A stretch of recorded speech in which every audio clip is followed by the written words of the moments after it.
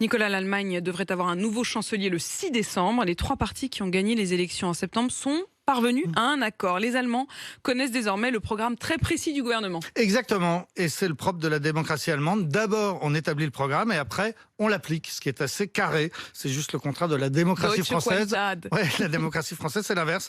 D'abord, on élit le président et ensuite, il fait ce qu'il veut. Le 26 septembre dernier, donc au vu des résultats des législatives, les trois partis qui étaient arrivés en tête ont décidé de tenter de former une coalition, à condition donc de parvenir à un accord de gouvernement, non pas juste sur les grandes lignes, mais au contraire sur tous les détails. Et depuis plus de 2 mois, des groupes de travail ont été constitués. Les représentants de ces trois partis ont négocié pied à pied et ils ont écrit cette feuille de route, un contrat de coalition de 177 pages.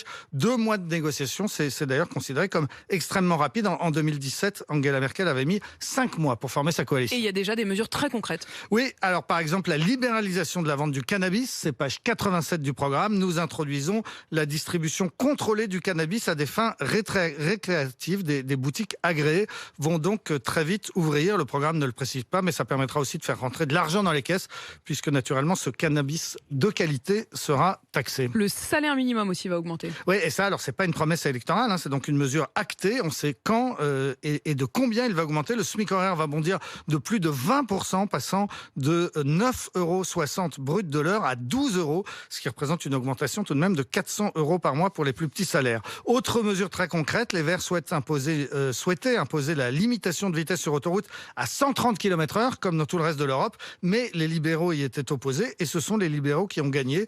Ils héritent du ministère des Transports, et les Allemands vont donc pouvoir continuer à rouler à 200 à l'heure ou plus dans les lignes droites. Très concret encore, l'abaissement de l'âge du droit de vote qui passe à 16 ans contre 18 ans actuellement. Les Verts ont obtenu un programme très écolo. Oui, alors ils étaient arrivés 2e aux législatives, ils étaient donc légitimes pour demander de gros ministères et des mesures fortes. L'Allemagne va doubler le nombre de ses éoliennes, et il y en a déjà beaucoup. En 2030, une voiture sur 3 sera une voiture électrique. À la même date, le pays sortira du charbon, ce sera donc 8 ans plus tôt que prévu, et le charbon sera remplacé par des énergies renouvelables qui représenteront 80% de la production d'électricité. Puis leur candidate, Annalena Baerbock, sera ministre des Affaires étrangères, l'écolo, la leader donc des écolos. Elle va mener une politique très pro-européenne. En revanche, la politique financière va rester très rigoureuse. Oui, vous savez qu'on ne plaisante pas là-dessus. En Allemagne, le patron du Parti libéral sera le gardien des clés du coffre, ministre des Finances. Christian Lindner est un orthodoxe opposé à tout dérapage budgétaire. Le nouveau chancelier socialiste Olaf Scholz est sur la même ligne.